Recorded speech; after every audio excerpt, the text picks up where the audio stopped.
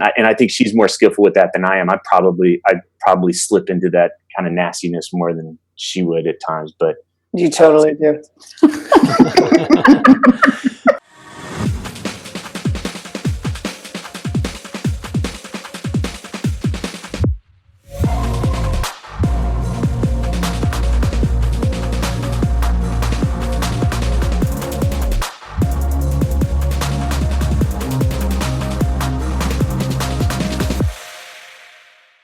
Hey, what's up, guys? Jason Gaddis back with the Smart Couple Podcast. I'm grateful to be here with you right now. Try saying that to your partner today. Hey, honey, I'm grateful that you're in my life. And I really am grateful that you, listener, are in my life. Because there'd be no podcast, right? Yeah. We wouldn't have a relationship, you and me. So, pretty cool that I get to share what I've learned and what other people have learned with you, and you're interested and you want to learn. Pretty damn cool. So yeah, if you don't have a partner, say that to the closest person in your life. Hey, you person, I dig you. I appreciate you. I'm grateful you're in my life. And look them right in the eye. Right in the eyeball. And want to take it another step? Ask them, hey, can I put my hand on your heart? I appreciate you tremendously. And see if you can stay connected to your heart and your body when you say that. Okay, that's how we roll here at the Smart Couple Podcast. And that's the kind of partnership we want. An inspired one. And here we teach you that having an inspired one takes effort. You got to roll up your sleeves. Now, it doesn't have to be drudgery. A lot of people ask me, well, when is it too hard? Good question. We have a podcast about that. Episode 57. So go check that out. Anyway, this podcast is for you if you want to learn how to have a very fulfilling relationship over many, many years. Okay, this isn't some bubblegum one-stop shop where you get your rocks off and you find the one and everything feels great and you ride off in the sunset together. We debunk that fantasy over and over here, and we encourage you to look in the mirror because that's the best way to get what you want long term. You got to learn some skills, okay? You got to learn some tools. Yeah. All right. Today, I'm really psyched to introduce a couple of friends of mine who've been friends for years, Allison and Tripp. And they're a shining example of a smart couple who does what I'm talking about well. And what do they do well? You're going to hear it throughout their share, which is we went through hard times and we put in effort. We rose to the challenge, and then we could laugh about it and have a good time. So really zero in on this interview and take good notes. This is a very intimate conversation that Tripp and Allison led us into their world here, where we talk about their sex life. We talk about one of the hardest points in their relationship. We talk about how having a child dramatically changes us as individuals for the parents that are listening. Specifically, the mom, perhaps, has to go through identity shifts, and the dad, in a traditional sense, has to deal with the finances and rising to the occasion of meeting the family's needs and on and on. So I think you're going to really like this. I was very moved during this conversation several times, and it's inspiring to hear Tripp and Allison's story, how they met. Okay, so there's also some dating examples in here and some do's and don'ts around dating. So if you're a single listener, you're going to appreciate the first part of their story, how they met and how they ended up hooking up. It's really good. And I think there's a couple key lessons in there. Okay, who are Allison and Tripp besides friends of mine? I went to grad school with Allison actually at Naropa University here in Colorado and met her at grad school. We both were also in a Gestalt training together.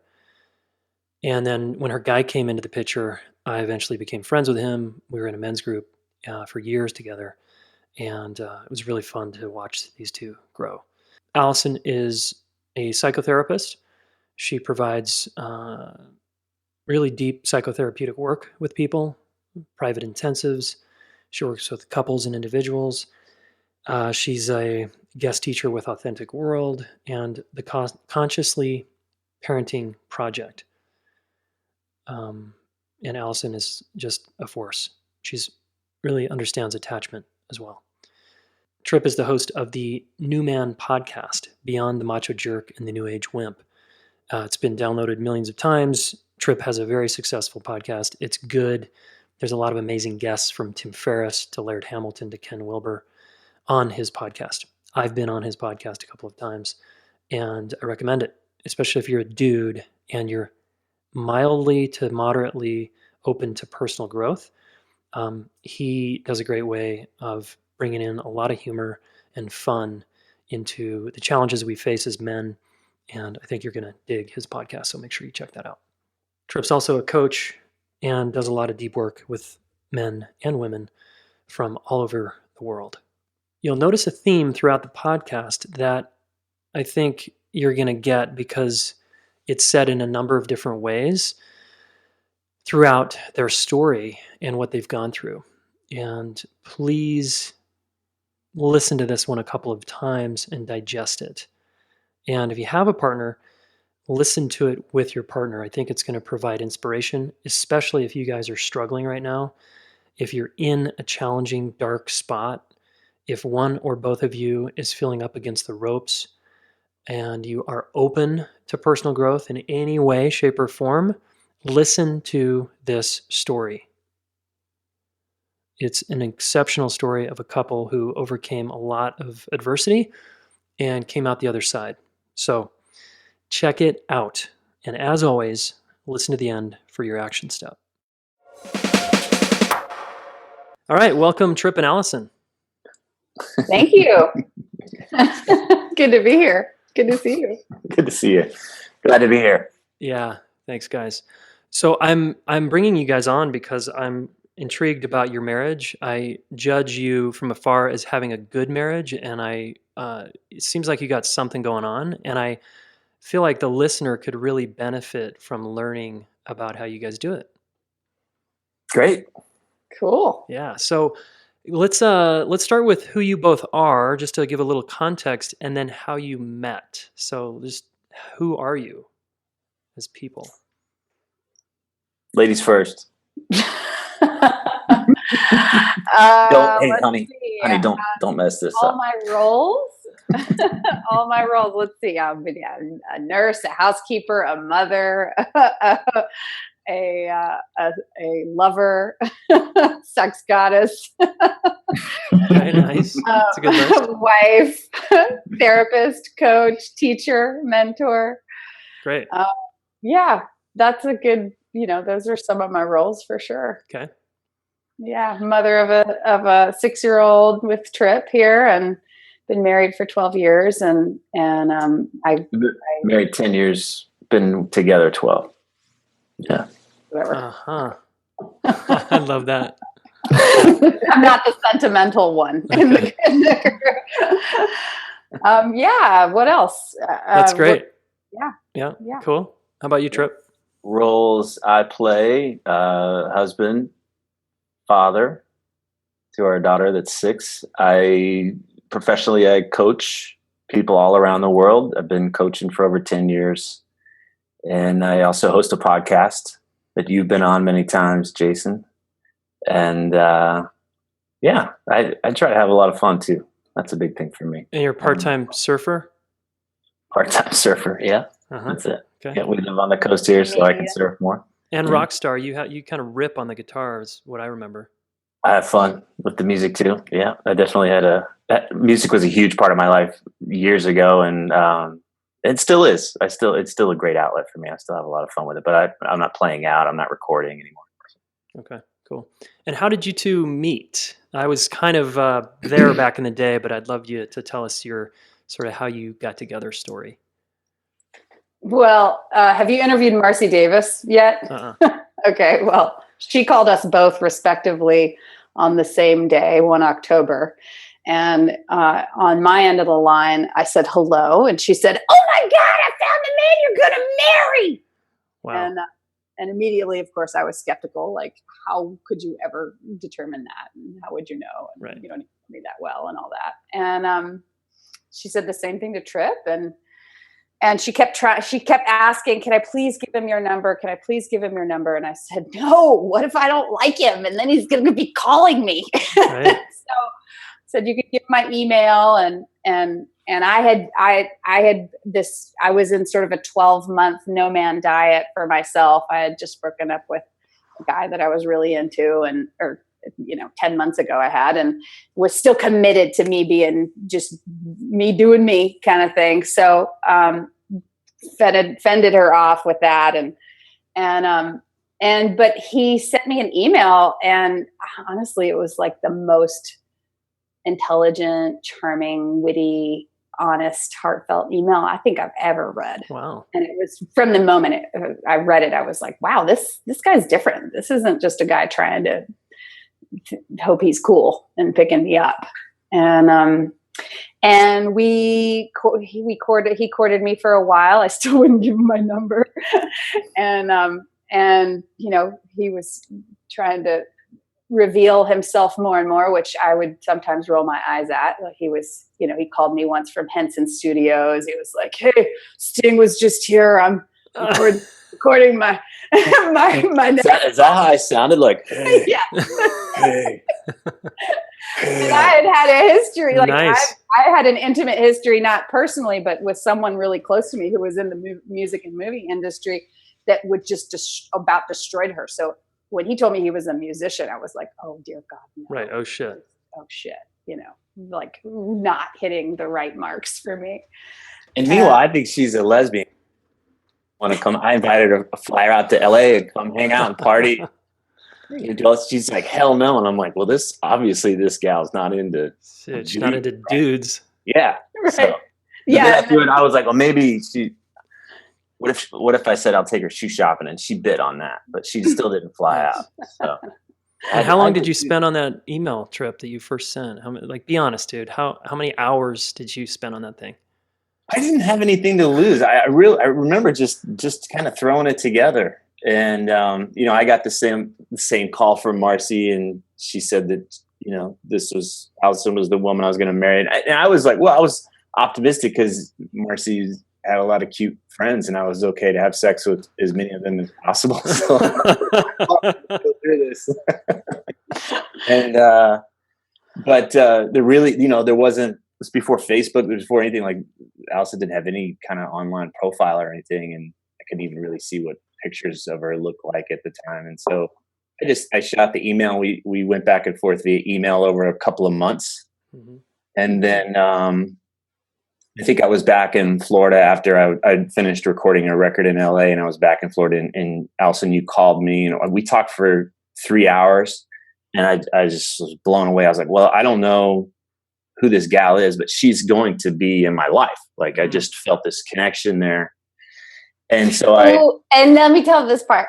So then he said, "That's it. I have to meet you," at the end of the phone call. And the next day I get done seeing clients, and I turn on my phone and listen to my little flip phone, and I dial in to listen to my voicemail.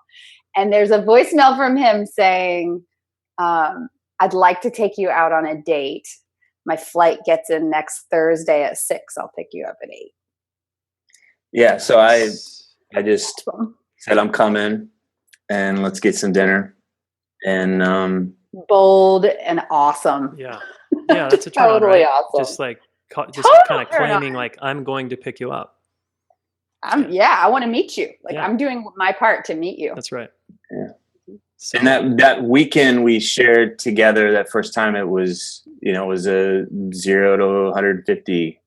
It hit us both really hard. It was was really scary for both of us. We both knew our lives were going to change. We didn't know what that meant. But I knew my life. I knew I wasn't going to go back to my life in Florida, knowing she was here. And just, it wasn't that I was like, okay, this is the woman I'm going to spend the rest of my life with. But it was like, I can't not play this full out. Mm-hmm. And so I told her before I left, I said, I don't know if this relationship's going to last 5 months or, 5 years or 5 lifetimes, but I'm all in. I'm all in to find what that is. How did you, I'm not going to have one foot out the door. How did you know that you were that? You sounded so committed from the start.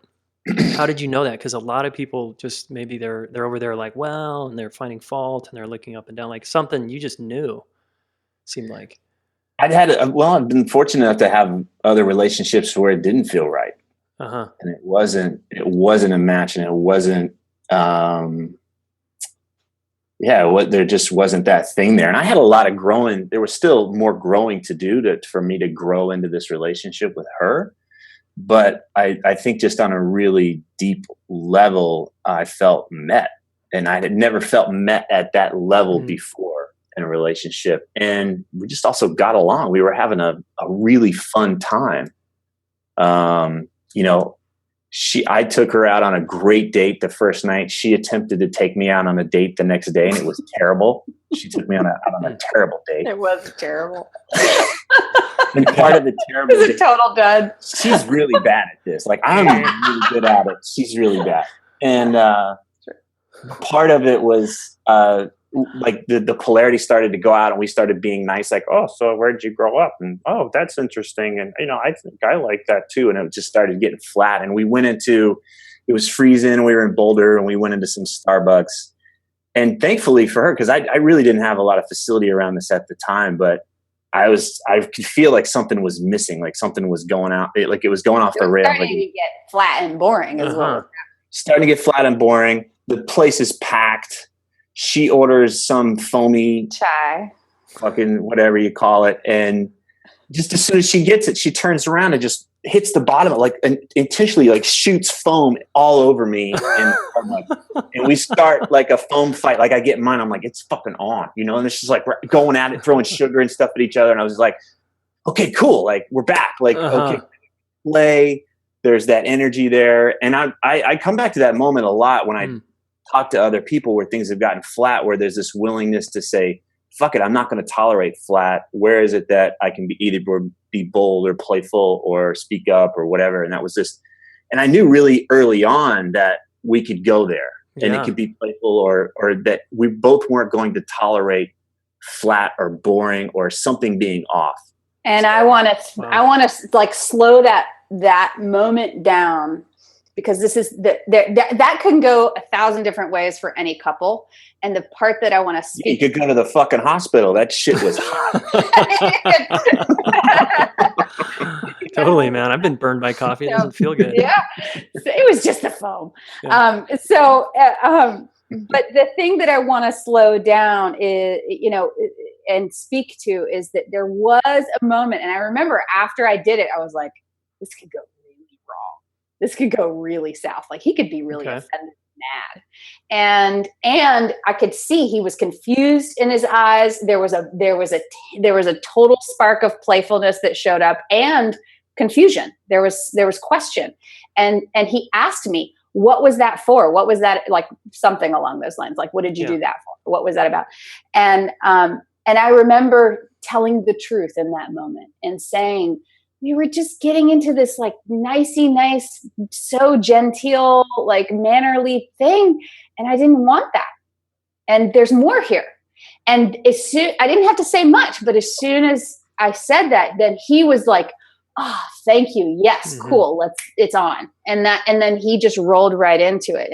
And in terms of our getting together, if there's things as we tell this story, there's a couple of things that seem like we're there from the start, really. And one is telling the truth. One's like speaking up and just being forthright with what's there, what you want, or how you want to be, and going for it. And then the other piece is play, because even that first email, all the way to him really turning to me and saying, this date sucks.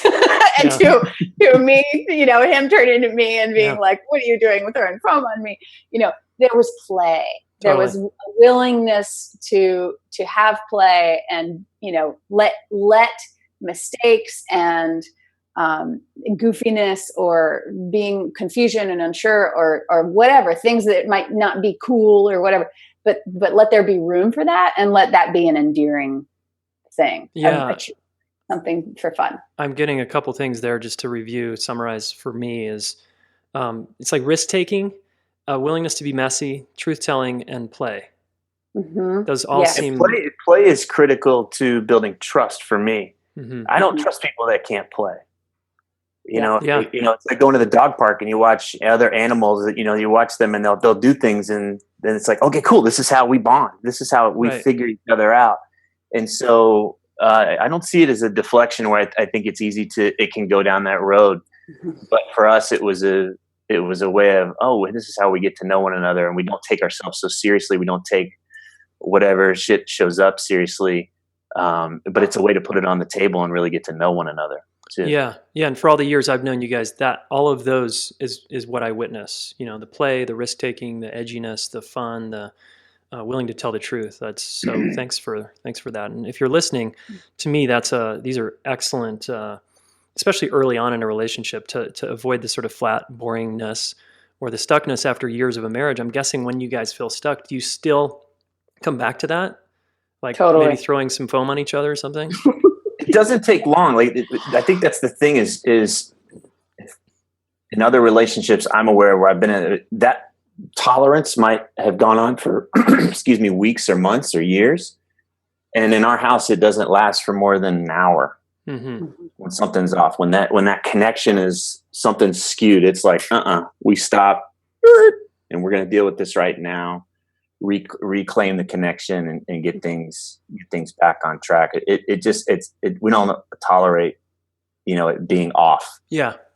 That's awesome. Again, so many couples tolerate that, right? The offness. So what are some things that you gave us the example early on in the relationship? What do you do now? What does one of you or each of you initiate and say? Like, how do you deal with when things are off? I'm guessing it's with the humor, the play, the risk-taking, the truth-telling, but is there anything else in there that you actually do that's kind of a consistent one? Well, we just did this not even an hour ago. We were in a funk and we had a misunderstanding this morning and we went for a walk and I just opened it up and I said, what do you need to do or say? So you see me on the ground crying and in pain and that's his joke. That's his quote. Really sorry for what I've obviously done. I've really fucked up here. And it just opens the doorway. It's like, yeah, you fucked up and you did just to allow it, just to give her space to have that messy thing. Oh, and then I just listen. Oh, okay. So I did this and I did that and I did this. And and as she hears it, I think I get that you hear that it's not always true, but it feels that way in the moment. So I think there's a place here where one holds the center and the other one goes on a fucking tirade and the other one comes back and we trade off like that where there's space there. Yeah. I don't really take it personally. I think that's a big part of it. Yeah. Well, yeah. And the other piece, that's a skill. That's a real skill that Tripp has, not taking it personally. I don't know very many people that don't know that know how to do that when they're in the middle of a storm with their partner. And the thing that I notice that I want to point to for the listeners is the thing that whether he's taking it personally or not, and because I do take things personally, and yet I still do the same practices that I'm about to speak to that he did in that moment. And one was he got curious.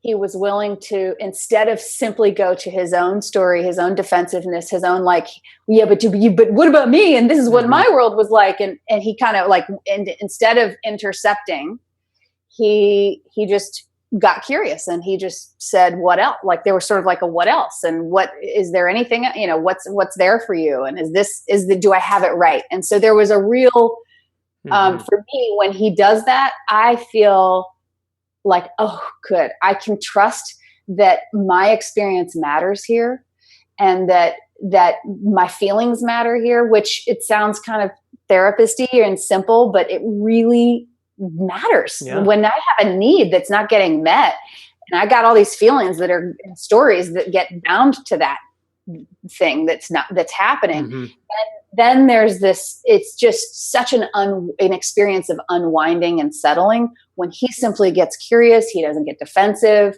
He just makes sure that he hears what I'm saying. And then I get to say everything. And then I hear myself say it.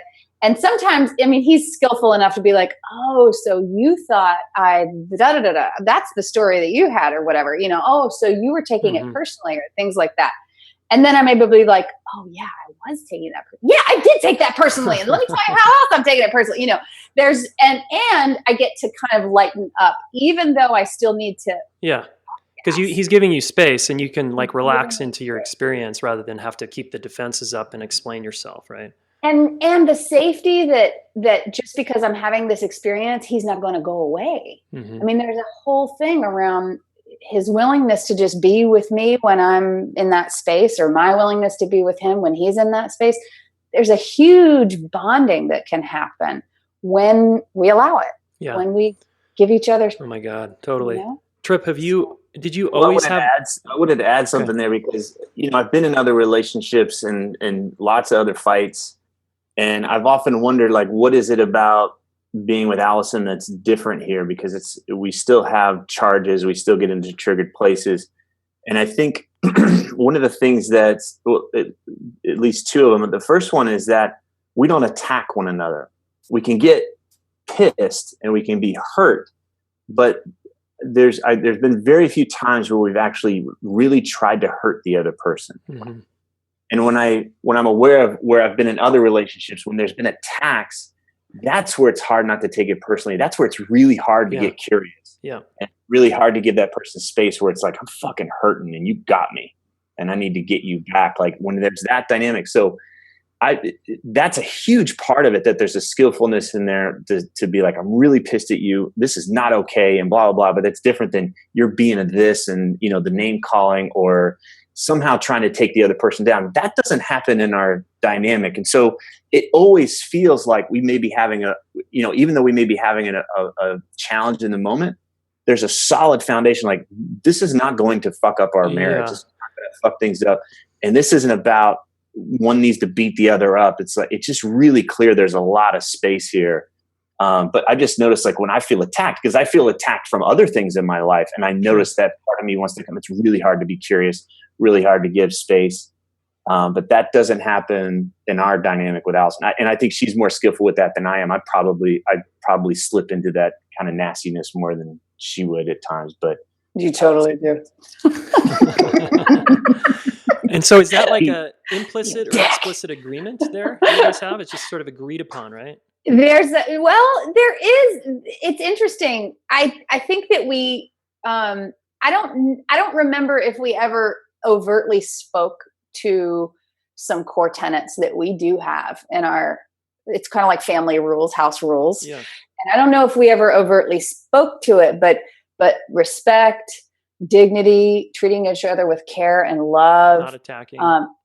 That's that respect piece and the dignity, treating each other with dignity and respect, and with care, it lends to it helps, leans us, helps our orientation towards like a compassionate lens with each other. And I don't remember, Trip, if we ever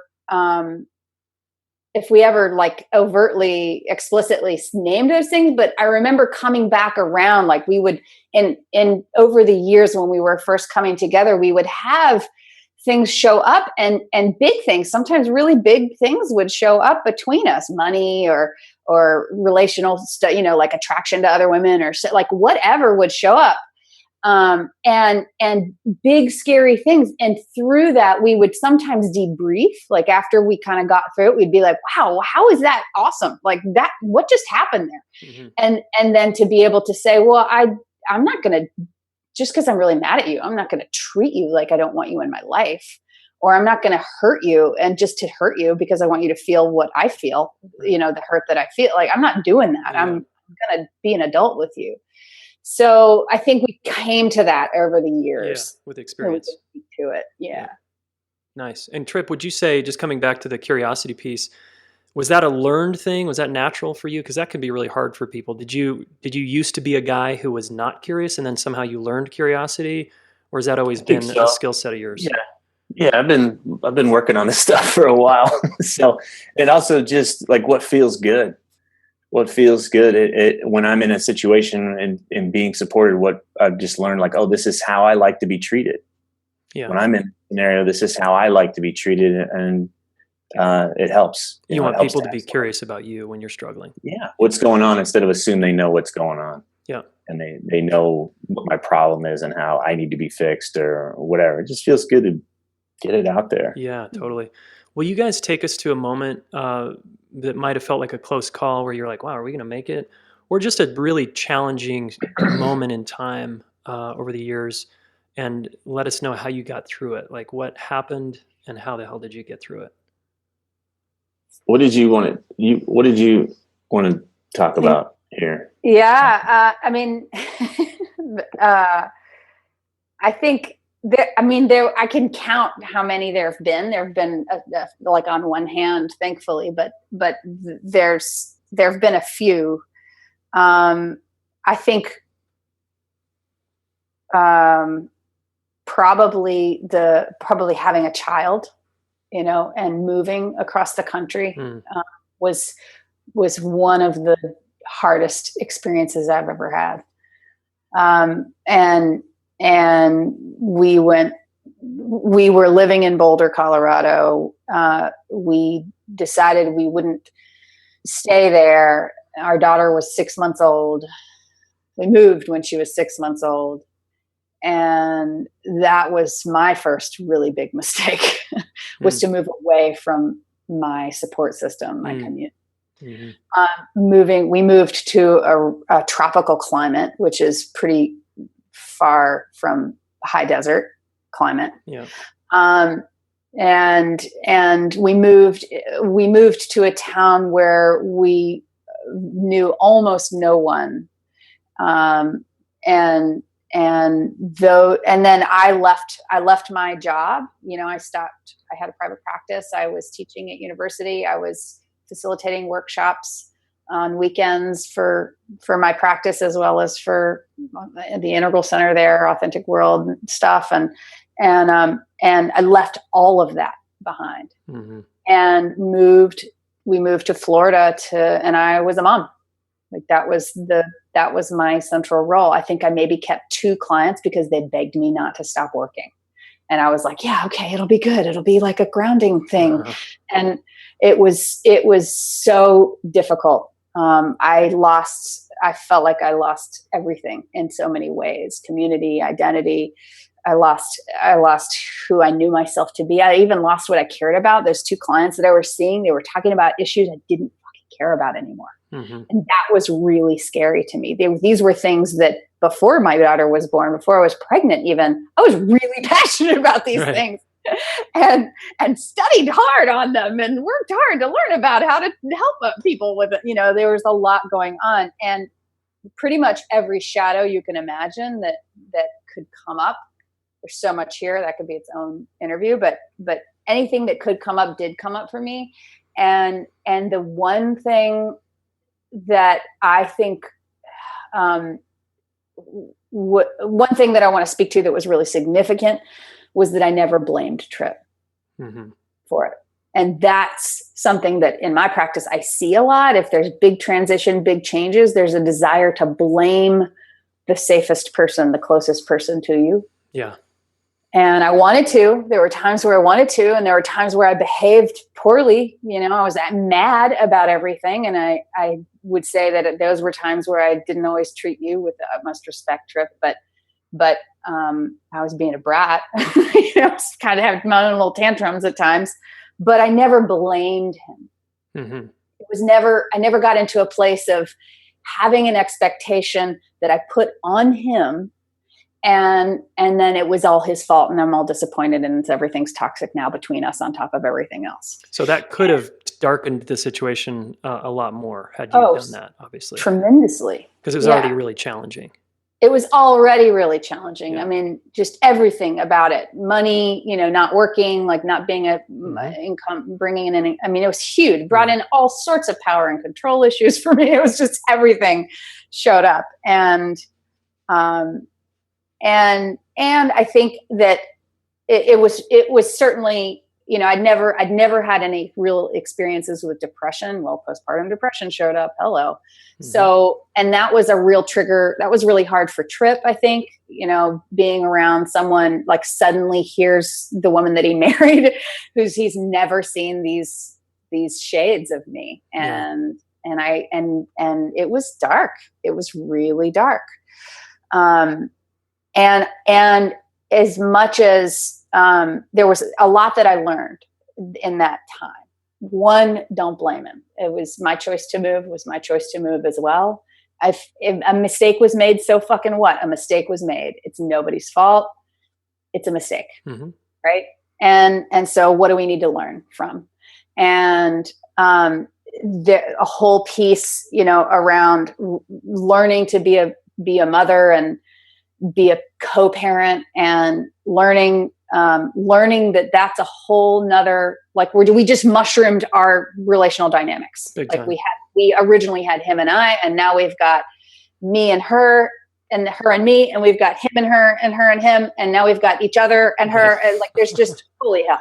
Yeah. And so trusting, like really consciously practicing trust, consciously practicing being uncomfortable and trusting that even though I don't know what's going to happen, or I don't know if this is the right thing to do, or how we're being is okay, and all of those things that show up when you're a new parent, that just being willing to trust that we'll get through it. Yeah. And it was a lot like, I mean, in retrospect, I can say it's a lot like those fights that we would have where our arguments or disagreements or triggers or whatever, when we were still willing to be allies and trust that we'll stay together on the other side of it. Mm-hmm. But at the time, I wasn't able to see that. And Tripp, were you, when it sounds like Allison was going sort of down and in, and really being impacted by this move and the baby and being a mom and then losing work identity and money stuff, were you in support role, or were you also struggling and that made things more challenging? I'm curious about your dynamic during that time. I remember when I look back on that time, we were both struggling. There was a huge threshold for me to step into professionally, where since she'd shut down her practice and I was going to now support both of us, that I had to really ramp up my business and my profession. And that was, on one level, there's just the mechanics of doing it, but there was also a transformational aspect of it. Like, I've been kind of hoping that something was going to come along and rescue me. Dude, and totally. and it was like, oh, no one's coming. And I fucking knew that, but there was a thing of, oh, no one's coming. It's time for me to really dig deep here. I don't need to do more personal development, and ayahuasca is not going to help me do this. I got to really roll up my sleeves and get to fucking work and support my family. And I look back on that time, and I remember when I started to really turn the corner professionally and started to get some altitude and really support us, I felt a huge sense of pride there. But so at the time, my awareness was, I got to make sure we don't sink, that that the plane doesn't crash or whatever. And I knew that I obviously was really aware that she was going through a lot of hard stuff, but I was also just kind of like, we'll deal with that later, because I got to make sure we can be supported and take care of ourselves. There were days where I was just like, gosh, what would we do if I was going through these scenarios that were terrifying? And I don't know how close we ever got to that or not, but that was just where my mind was at the time. And so it would have been a luxury to be able to be in there and be like, yeah, let's just work this out. There was just like, I've got to fucking go to work. My mind was really working 16 hours a day kind of thing. Yeah. I mean, I have chills listening to that, because to me, it sounds like a little threshold you crossed in yourself. Like Allison's challenge becomes your opportunity to step into yourself, to hold the family in a certain kind of way. And I feel really inspired listening, because I imagine you had to face some parts of yourself to get to that level that you hadn't previously faced, and that has its own set of discomfort and challenges, right? Yeah, I'd been, I'd sold my company previously. I had a cushion, and so I got to avoid anything that really made me uncomfortable. Mm-hmm. I had that cushion, and as soon as we had the baby and we're going to move, we started burning through that cushion really fast. And it was, oh, wow, we're going to crash. I've got to get out of my comfort zone professionally and really make something happen here. And I hadn't done that before. I thought I told myself that I was really at my edge, but I really hadn't. I was staying very comfortable. Yeah. And there was something about having my back against the wall and needing to support the family that I actually was, when it started happening, I felt really excited. Like I felt like a hunter that was bringing home the meat. Yeah. It felt really on a cellular level. It felt great. And I remember Allison would be like, we should play the lottery. And there was a part of me was like, I don't want to win the lottery. I'm enjoying this. Yeah. This feels great. Said that out loud. So you were accessing like a deeper part of yourself that felt totally fired up to like go out and hunt. I loved it. I loved supporting the family. I loved feeling like I was winning, and I really felt like this was mine. Like nobody was saving me. Yeah, and it felt really good. Yeah, the So major maturation process. It sounds like, because there's that part of me too that's like, I hope someone's going to come along.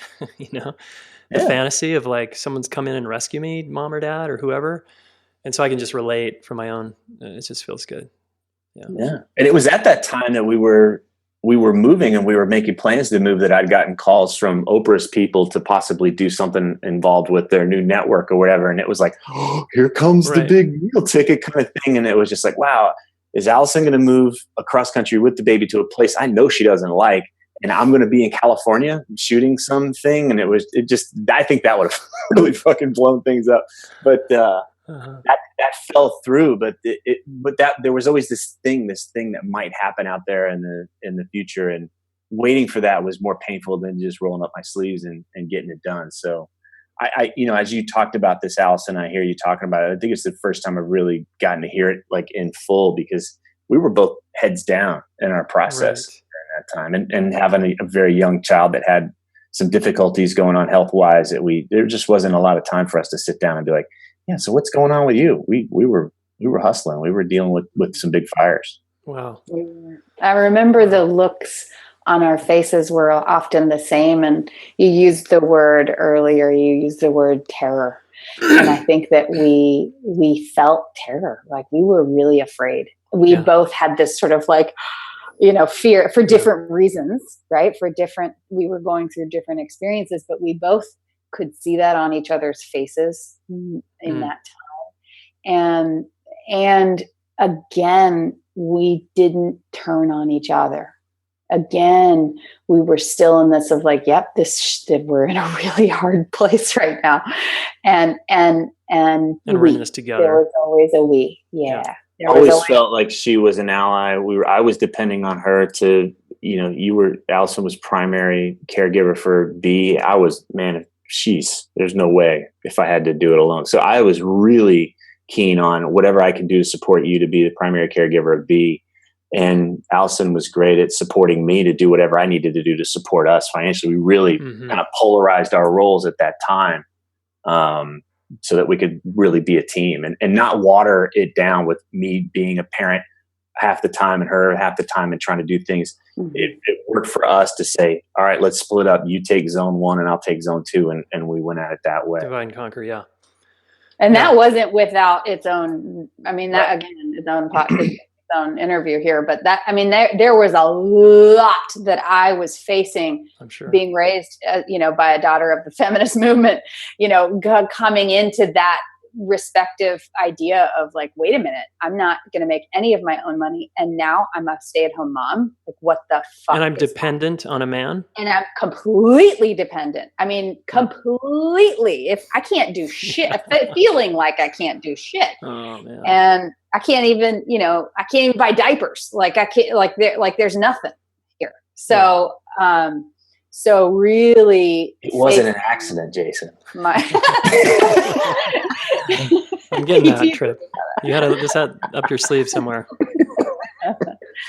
Yeah. So there was, the reason that I wanted to speak to that is that people can kind of get sidelined in their relationships based on issues like that. I felt myself getting sort of pulled away from him and pulled away from what we were doing and what we were trying to do, what we were going for in the overall sort of spectrum of life together by issues like that. And I really had to come to terms with the ways in which there's always been health in taking on certain roles, dividing and conquering, like you said. Yeah. And there's things that I see when I support other men that are going through this, and it seems like what they're dealing with is a blame game happening in their relationship during these tough times, instead of both partners just saying it's fucking hard and we need to play this out together. Yeah. That they're thinking it's hard. It must be hard because my partner is not doing their job or something. There's something in there where it would be easy if the person was doing so somehow it's hard because of the other person. And that's not been, I never got that with Allison and me. I always felt like we were on the same page and we were both hustling and nobody was, to blame. The tit for tat. Again, that's that ally versus unconditional. Well, you guys, I see couples going through this stuff and they're blaming one another, and it's like it would be hard even if you weren't. Oh my God, blaming. Right? Do I really need that on top of it? Yeah, totally. Right. So but that's the reason why it's hard, is because you're not doing your thing. Like it's instead of just it's fucking hard. It's fucking hard, and let's double down here. So again, thanks for the modeling here. It seems like this experience really actually brought you guys it was like glue. Right. Whereas this kind of experience can rip couples apart and rip families apart. And for you, it brought you probably, I'm guessing, once you got on the other side of that, you were stronger as a couple. I mean, Absolutely. Talk about a lot of adversity, I feel that. Yeah. Absolutely. And whether you're talking about having a kid together or facing, money issues together or simply be revealing yourself together, more and more, creating meaning together. I think that there's some tenets that are, again, they're there. That's that ally. It's the willingness to be vulnerable and be uncomfortable and like trust that you're going to get through that. You're going to come out okay, and the other person is not going to turn into some demon to annihilate you. And Yeah. So I'm getting some mindset stuff here around just simple stuff like having agreements, explicit or implicit, around not blaming each other during hard times. And like Tripp, you're saying, let's acknowledge and validate it's hard, and let's not make the other person the problem. Right. Well, there's also, if I don't know how to speak up for what I want, then I'm going to feel powerless in that situation. Then the best thing I've got is to complain. The best thing my best play is to attack the other person. Yeah. If I know that I'm responsible and that I have the choice to speak up or say, hey, here's what I need or whatever, then I don't feel so dependent upon the other person. There's a choice that I had to speak up. And I just see that a lot of folks, when I hear it in their language, I should, I'm supposed to, they've lost this point of where they may still do those things, but they've lost the awareness that it's a choice. Yeah. And I think that's a huge way to let off a lot of steam when you realize, oh, I'm choosing this. It's not my partner making me or anything like that. And I just felt that it gets a lot easier when you recognize that it's your choice and you can speak up, go in and try to co-create something different. That's a huge, powerful mindset shift. But yeah, if you don't know how to do that and you don't feel like you can, then you can see what people do. You look for somebody, you look for a hero, or you blame everybody for your fucking problems. Yep. Yeah, that's right. Pick the mindset. Yeah, great. And so, is there anything, just for the listener, I'm thinking about, okay, during that hard time, because this is great in terms of an amazing example of a couple who can weather the storm. And if there was one takeaway that you would offer the people outside of what we have already said around blame, taking responsibility, was there also, like, were you in contact with a coach or a mentor or a therapist? Were you in a group of some kind? Were you getting feedback, or were you able to actually just read books and kind of deal on your own? Is there anything else that you would advise people here when they're going through a hard time? Because sometimes our partner actually isn't the best person to support us, especially if they're triggered by us. It sounds like you guys support each other pretty well, but is there any other a tool Of or course. a thing that you could recommend that people do during a time like this? Oh my God. I was like, imagine like the dress up clothes chest that you get into with all these different costumes. I was going into my trove, my arsenal. I was calling my old therapist that I worked with when I was in graduate school. He was, he'd already gone through 2 generations of this kind of thing, parenting and family and coupling. And I was calling colleagues, I was calling girlfriends, but specifically like, oh, I'm going to call this girlfriend who I know has struggled with depression all her life. Mm-hmm. I'm going to call this colleague who is a therapist, but also struggles with depression and has dealt with postpartum depression. And I'm going to call this friend who has a beat on the archetypal sort of arc of development that's happening for me, because I don't know what the fuck is happening, and I know that I'm in something big, and I'm being devolved. I'm disintegrating. Totally. I can feel it, and I need somebody to be the shaman here and help me just even reflect that, yep. even reflect and validate that some big shit is happening, and that's normal. It's like there's normalcy there. That like that. Yes, that happens to every single woman that becomes a mother. And, yeah. And you're not alone. And so I was really actively going after things. I joined a women's group, nationwide sort of call-based women's group, because I was struggling with local community. Like I found local community just fine, but I was struggling with that authenticity piece and connecting, connecting. And so I was like, where can I find it? Anywhere. I need to not be alone. Yeah. And so I was very active with that. And Trip, you were active, I think, with your brothers, weren't you? Well, I would say that, it sounds a little weird. It was probably the time when I most needed the men's group that we were in together, Jason, and I wasn't a part of that men's group anymore. But when I look back at that time, a huge amount of my time was spent in high quality conversations with other men. And even as I was coaching them, there was a thing that was calling me to be at a higher level of myself. And I think that really helped me maintain a certain mindset, because when I would leave and I would try to go hang out with friends or something, I could feel the whole level of consciousness kind of hit the floor. Yeah. And I think if that was all I had, it would have been really hard. I would have had to do something else. But my daily life is doing powerful interviews with helping people.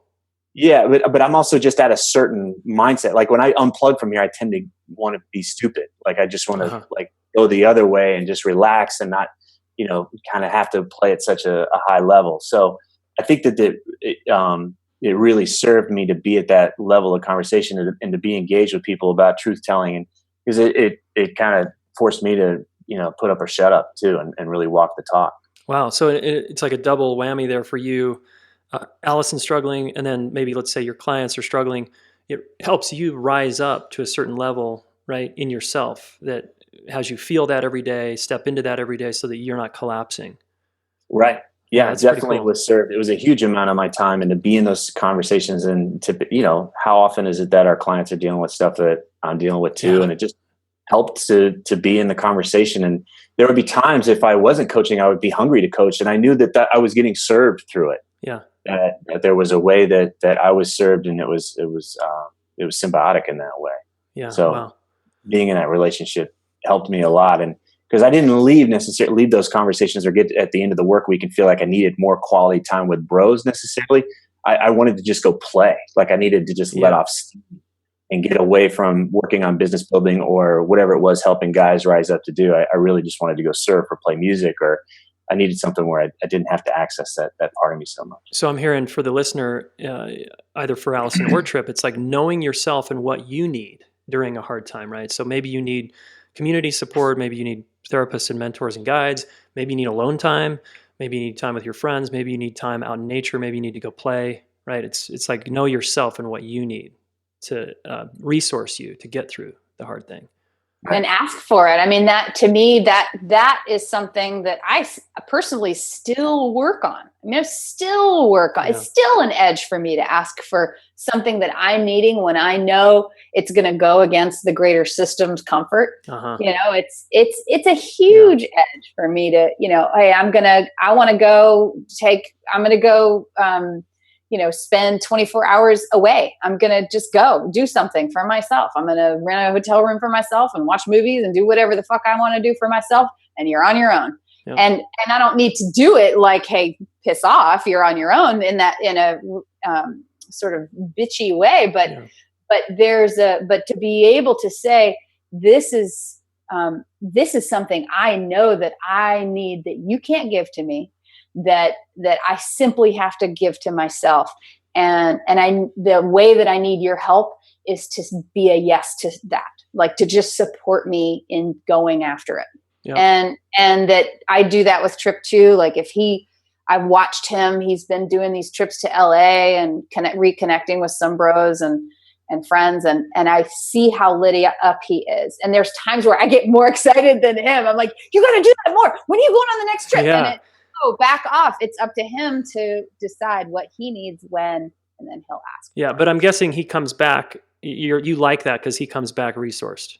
Oh, I love it. The amount of, absolutely. I mean, that we've talked about that before, I think in different ways where when we get to resource ourselves, when we get to really get our wholeness filled up, our whole selves really, filled out, fleshed out, then we get to bring that back to our partners. Yeah. And there's so much more that gets brought back.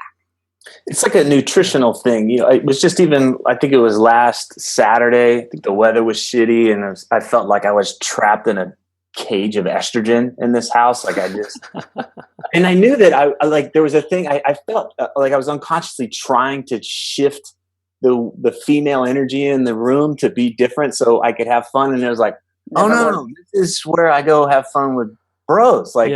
I was trying to hey girls, let's go do this. Let's do that. And like, no, there was just this, it just felt awful. It didn't feel right. And it was like, oh, this isn't the vitamin and the nutrition you need. I need another vitamin. And it took me a while to realize, oh yeah, it's not up to my partner. It's not up to my kid to figure this out or to be that, to shape shift into something else for me. It's up to me to say, oh, I need to plan time with bros here. That's a really good point. Yeah.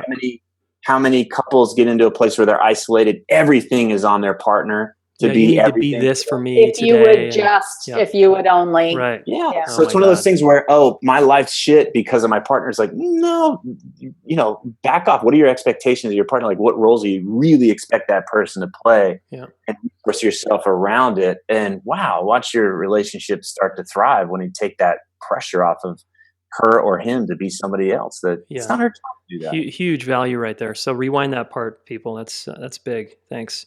More of the time, I want to shift to the sexy conversation just for the married couples, especially with kids or young children. The sex life can really, get altered. So how do you guys talk at whatever level of openness you want, how your sex life has changed and how do you keep it alive?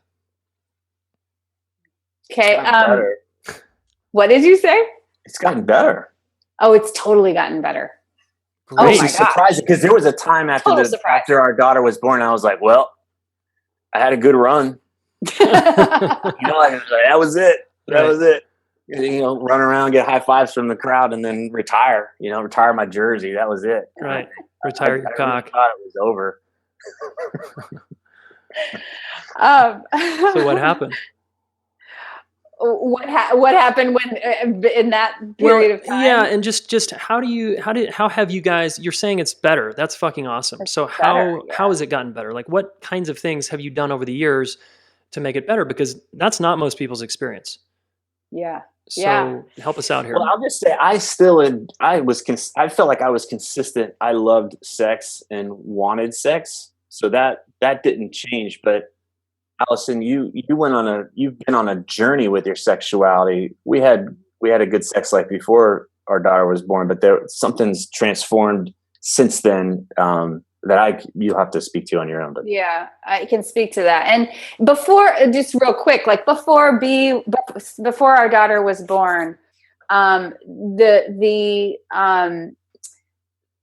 sex was good, and we'd still have things show up, like ways that he would sort of flirt with me. His version of foreplay was not my version of foreplay, essentially. Like ways that he would flirt through the day didn't work for me. And so there was sort of a thing around knowing myself and being able to speak to that with him in a way where I wasn't shaming him or it wasn't punitive, but there was a real thing around like, hey, I like you. I want this between us. And here's something that I want more of or less of. So there's that. Yep. And I think that that's important to speak to because practical coaching each other kind of. Just practical. Yeah. I mean, and really it's just like getting to know any other piece or part of them, but it's such a taboo subject. I think a lot of couples don't do that part. They don't simply have conversations around like, this is what works for me and this is what doesn't. This is what attracts me to you and this is what repels me. This is what, and that, because they can be hard conversations. It's like telling her she's fat or something like they can be hard. Yeah.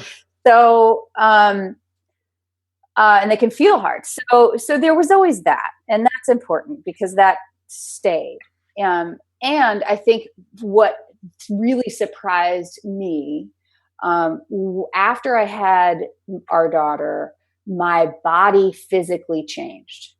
My vaginal canal changed, the shape of where my cervix was, how things were experienced, how sex was experienced, changed, and not for the better.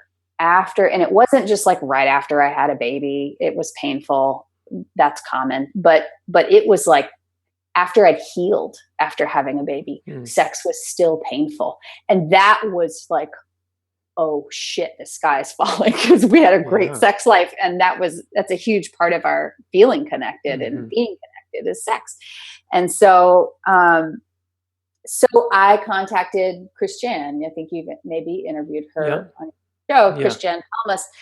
And she's a dear girlfriend of mine, close friend. And I didn't ask for her I didn't ask for her like a session with her just because we're friends, but I did console with her and, confide in her. Here's what's going on. And I don't know what the fuck. And Christiane was like, oh, well, that's just this, how she does. So practical and down to earth and certainty, just oozing from, and so this knowledge that she gave, it was honestly, it's like I could have found it in a text if I knew what book to find, but I didn't know what was happening. Yeah. And so she very simply helped me with different positions with Trip, and that instantly remedied the problem. Yeah. And to the point where I was like, well, shit, what am I doing? She's like one of my closest friends, and I know she does this work. Why am I not finding out more from her? And so then I went on sort of a series over time, over a couple of years. I requested a series of meetings with her where she, from the first meeting, she spoke about one piece there. And I just was over my head and I was just focusing on this one problem of like pain and positioning and all that. But then she spoke about like genital mapping, and I was like, I flagged that. And so the next time asking for another meeting and education, like, well, what are you talking about? What is this mapping you're talking about? What do you mean? And then having a meeting with her and getting educated, like, holy shit, does my body, it's a fucking treasure trove of pleasure. And I didn't know it. I had no idea. And then that breaking through just simple conversations like that, then of course, being super excited and coming back to Trip or even involving Trip in those conversations. And then having that, we didn't even know we had glass ceilings in our sexual relationship. But after being willing to have those kinds of conversations and learn more and explore more about my body, we were breaking through these glass ceilings. Like I said, we didn't even know we had. So being willing to explore and expand, and again, stay curious, and for me to be in a place where I don't have to know what works, and for him to be in this place of presence where if we're in the bedroom and we're exploring my pleasure. And because what I've learned is that 1 minute something will work, and the very next minute, that very same thing won't work. Right. And that sucks for like consistency and the ability to just like roll in and do something. But the ability to, for him to stay with me, to not be goal oriented of like, when are you going to come, or when am I going to come, or what, any of that kind of thing. But let me just do my old thing here. Let me just do my own thing. And I'm just tired. Can we just, you have to have so many different places that are pleasurable, and do I have to touch them all, and but so that was one piece. Okay. Just the willingness to explore, the willingness to stay present and stay curious, and actually know a woman's body really does change, and her pleasure changes, and there's so much more there than any woman, I promise, knows. And certainly any man. So there was this lovely process of being students again with each other and our bodies, and our sex. The other thing that there's just one other thing that I wanted to bring in, because we know, being somebody who studied attachment and relationships so much, and him being somebody that studied relational, how to be and do relationships, that part of our, like, it's cool to know love language stuff, and it's cool to know your needs and sort of like what your main style is, or like, are you a touch person, or do you like to be talked to, those kinds of things.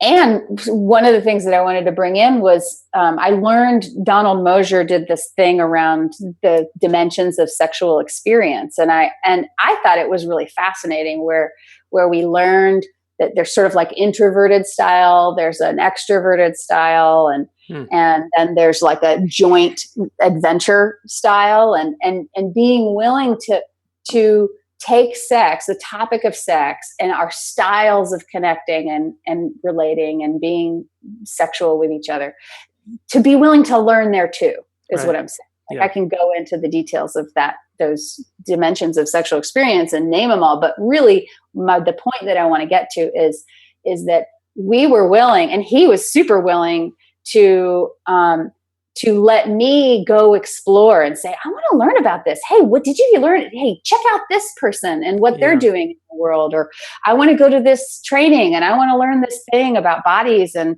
I want to be an intimacy educator. And and for him to temper any fears that he might have around, like, oh shit, how is this, like, are we somehow going to break up because you want to touch bodies?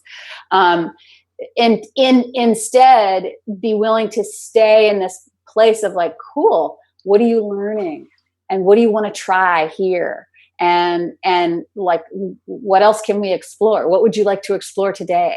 And which is a wonderful orientation. God. I mean, that's like this past year that some of that was been said, and so we're 12 years in. Did you have to work with fears that came up when she was evolving her sexuality, or were you just like, sweet, every time? Like, I'm curious about your process. I still am. I'm right in the middle of it still. Sure. And a lot of stuff. Well, the way that I've looked at it is, when it's like I had to learn how to be an adult in this relationship, even though we play and we goof off a lot. There was, I felt like when I first started the relationship with Allison, there was a part of me that was really hungry to finally have an adult relationship and learn how to communicate and, not trigger and attack one another in kind of an adolescent or childish way. And it took me a while for my sexual self to mature as well, because I was acting on a more adult level in the day-to-day world, but then sexually I was still kind of an adolescent. I had, my tastes differed. And there were things that were more normal for me or more familiar that I found myself longing or wanting. And that didn't always jive up with who Allison was. And so it took me a while to arrive in that scenario. And I think that, after our daughter was born and us going through that, like, there was just still another layer of, okay, this is what sexuality looks like now as an adult. And as a man, I still notice attractive women, and I still, my eye gets caught here and there, but I'm much more about energetic and like personality, like just like I get lit up by interaction more so than where before it was just kind of totally visual, let's say. Mm-hmm. And so there are times, even if she's like, hey, let's, she wants to initiate sex. If I'm not feeling that, when I was a teenager, it was like, yeah, let's go. I was always kind of walking around erect anyway. So it was been easier to just kind of go in. But for now, it's like, I got to slow down. Like for me to have it be enjoyable, it needs to be different. So I've noticed that my shift, I just look at it as like, oh, I'm growing up sexually too. And I think that where that's really confusing for men, especially some of the men that I talk to, is they're like, wait a second, it's not like it used to be. Something's fucked up. I'm off the road here, instead of recognizing, no, you're on a road and it's just changing. Different. Yeah. It's getting different. And that was really scary for me at times because I didn't know where the road was going. I thought something was wrong because it didn't look like it used to. But now that I have a different orientation around it, like, okay, well, let's see. It's a lot of it. I just say a lot of, let's see, let's see where this goes. And, how cool is it that I have a wife that wants to like, hey, you mind if we try this and try it? Cause I know guys that are, that don't have that obviously, but yeah, it's edgy for me. Like where speaking up, like it might not be a big deal for me to say, hey, I want to go do this tonight or whatever, where that might be edgy for her. It's edgy for me to say, hey, here's how I want you to touch me when you give me a massage. Here's how I want to be aroused or whatever. So because I'm usually the guy that's on the massage table. I don't say a word. Uh-huh. So now like through her, I'm being, given the opportunity to learn how to speak up and go, oh, I like that. Do that more, which I probably wouldn't normally do. You knew I liked it whenever I had an orgasm. Like, yeah, you got it right. Are you going to clean that up or am I? So it's like, wow. Yeah, so and there's a couple of, sorry. Well, I just want to say, I like to keep things really simple. And for me, that's how it's helped me to just look like, oh, this is what it looks like to continue to grow. Nothing's wrong here. Can I just stay curious and see where this goes instead of, oh shit, it doesn't look like it used to. Yeah. Like I'm hearing a real willingness to evolve. Once again, like you guys keep demonstrating your willingness during hard times, during pain, during quote problems.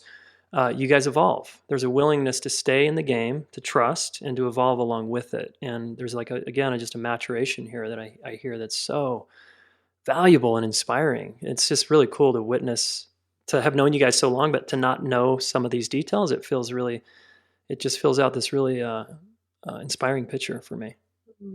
Thank you. Yeah. I want to circle back to just kind of try to sum up a little bit. As we age, you talked about, what now, like you guys have been together and like, I can't even remember how you posed your question, but there was something around like overtime, this piece around overtime and how do you keep it going? And that internal game work through AMP, the integrity and presence and curiosity and wholeness and play, all of those things matter so much now. Beyond that whole sexual, like, oh, you look good, let's fuck, that kind of thing. And that I've learned that over time, and I think that this really happens more and more as we age. I know it happens with men, and I think it happens with women too, that our turn on ends up being really integrated. Like it's linked to our partner's desire and turn on. Yeah. So the more Trip is turned on, the more I feel his desire, that he presences his desire with me, the more turned on I get. And the more turned on I am, and the more he feels my desire rising, the harder he gets, and the more turned on he gets. Yeah. And so there's that sort of whole line of development that we get to dance with. And then the other piece is what Trip was talking about around the whole massage table. I've totally thrown his ass on the massage table lately and been like, okay, let's see. But then that difference of like, nope, you don't get to sit here and be quiet. I want us together explore, what are you aware of? What do you want more of? What's going to make this more pleasurable? And you got to tell me. You got to speak up. Right. Like just because we've been together, you got to speak up. It's not easy. I mean, the part of me that just may want to just go fuck and kind of do things like I've done, but then feel dissatisfied. Well, it's like, or if I'm on this plateau, well, it takes, I think this is like the uncertainty and the discomfort of new shit and being willing to try stuff. And I just see that over and over, whether it's professionally or in relationship or sexually, whatever, there's just that willingness to go into that uncertainty and try new shit and not know where it's going to go and might feel kind of stupid or, like I'm not getting it right or whatever. Yeah. And all of that stuff applies to the sexuality stuff. To say that it's like, oh, great, this is so easy. It's not. There are times where we're going to try stuff out, and I feel like I'm like, all right, sack up, dude. Let's go learn some stuff. And I'm glad, but there are times when it was just like it would have been so easy to just sit on the couch. And something else. Yeah, it's like the inner hedonist in us that just wants it to be easy. Doesn't want to have to do anything. I just be can uncomfortable. relate. Or be uncomfortable. Like, look, if this is gonna be hard, no thanks. So I can relate, man. Yeah. So thanks. Just again, like you guys push each other is what I'm hearing. Yeah, but it's playful. There's a thing that I did. I've never wanted my relationship to feel like a project. I've made mistakes in the past where I turn things into a project, like a fixer upper. Yeah. And I've never, I really wanted to, I don't feel like there's this element here with me. I'm not getting Alice. that personally. Just the fixer upper thing at all. We're growing and we're finding ways to make it fun. I think it just comes back to what's going to be fun and enjoyable for us, and understanding that fun and enjoyable takes effort. It takes some discomfort and some growing sometimes. That's right. And there was we're also speaking to one of an explicit agreement that we did make. And when we got married, we made a vow. And I don't have my vows in front of me, but I remember the vow of always supporting our like best selves, our highest self, our greatest version of ourself, and like being there for it, staying in contact, staying present, staying in relationship through it. And so there's an element where there's an explicit agreement of keeping that up, whatever we're doing, and whether he brings something back and I'm like, oh shit, or whether I'm bringing something back home and he's saying, oh shit, that's there. I mean, that's just that's a core tenet of our marriage. That was the agreement, that we weren't here to create a relationship that was necessarily safe, or it wasn't about the relationship. The relationship was about helping us be the best versions and just have a fucking blast in this lifetime, like to really enjoy our lives. And so when our curiosity latches onto something, I realize like, yeah, cool. I'm here to support you in that, wherever that may go. Even if that means it might create distance between us, that's the agreement we have. Yeah. Or one another in following that. It seems like also I'm hearing, even if it means I go through something hard. Yeah. I want the reward. I want to have, or we go through something hard. I want the fun, but sometimes I'm going to have to like go through I'm going to have to do a little bushwhacking here to get there. Yeah. I've been in relationships where it's no fucking fun that the other person, I'm enjoying what I'm doing and it's a threat to the other person. So it's like, oh, well, I have to make this choice between what has me feel alive and whole in this world or protecting the other person. And that's not the dynamic we've set up between the two of us, is that there's really honoring that sense of wholeness and what has us feel more alive. And we're here to support that with one another. Killer. Yeah. We don't have any of the like, oh, my wife would never let me do that. Like that just doesn't exist. Right. Awesome. All right, guys. This has been amazing and this huge value. So I'm curious, parting comments here for the listener. Certainly, you guys strike me as an incredibly smart couple who is willing to grow, have a great time, willing to adapt on the fly, puts challenges and makes them into opportunities. So where can people find you, and what else parting words do you want to say? You can find me at AllisonLanier.com, and parting words, really just thank you so much, Jason. I love the work that you're doing in the world, and thanks for having us on. You got it. You can learn more about me at tripplanier.com, TRIPPLANIER. And there's a ton of interviews at the newmanpodcast.com. You can also find the New Man on iTunes or Stitcher. And what I'm taking away, just fucking how great you have an interviewer you are, man. It's I've been interviewed by some pretty lousy ones, so it's great to be on this side of it. I've had lots of experiences with you, but this has been really cool. And I've just gotten a new view on my own relationship, even though I've been on 12 years. I feel like I've got a new perspective on things, and so I'm really appreciative of that. Thank you. Yeah, you're welcome. Yeah, cool. It's just been really heartwarming over here to be with you guys in this intimate way and to have you share so generously about your own experience, because I know it's going to serve a lot of us. So thanks again. Okay. Excellent, right? Shining example of a couple who just worked through the shit together. And as Allison said, they didn't turn on each other. As Tripp said, they had to divide and conquer. You take zone 1, I'll take zone 2. This is just the program, guys, in a long-term partnership. And Tripp and Allison will face another hard moment in their relationship again, because they'll go through hard things, just like you and me. You know, they live inside of a great marriage because they bust their ass, and they have a sense of humor about it. My wife and I live inside of a very inspired partnership because we work our ass off daily. We laugh at ourselves. We're silly. And we don't turn on each other. We divide and conquer. When one of us goes down, the other person may go down for a little bit. We're impacted by that, but we get back up and we try to support our partner. That's just the deal. You cannot make a relationship work when you're blaming each other.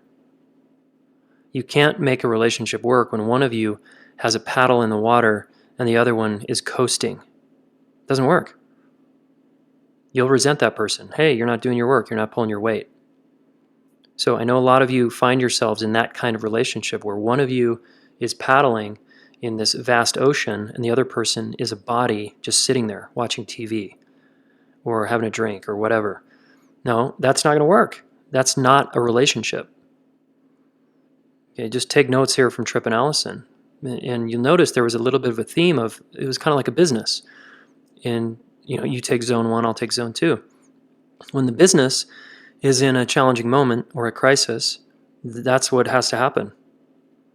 If we both collapse, then we're screwed. If a big storm comes and we're out in our little dinghy and we just have 2 paddles and some life jackets and a little bit of food, and we don't try to strong up and face that storm, and you okay, honey, let's do this. We got this. Okay, and you fall out and I bring you back in the boat and I fall out and the waves are getting bigger and the wind is coming and it's raining and hailing and there's sharks in the water, right? We have to work together or we will not make it. If it's every man or woman for himself or herself, see ya, you don't have a relationship. And it's adversity that puts a couple to the test. When life brings you a big challenge, it's going to show you what you're made of as an individual and as a couple. Can you deal or not? Are you willing to deal or not? This couple is. So seek inspiration from Tripp and Allison here. And here's your action step. Whether you're single or in a relationship right now, I want you to go to the moment that was the hardest in your relationship life. If you're single and you've never dated anyone, it could be your childhood. If you're single and 50, you might go to your last relationship of 10 years or whatever. Let's say you got a divorce. You want to go within that 10 years to the hardest moment and how you personally got through it.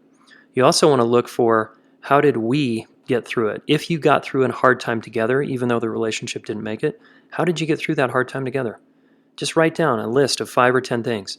What did you do to be a team and get through it?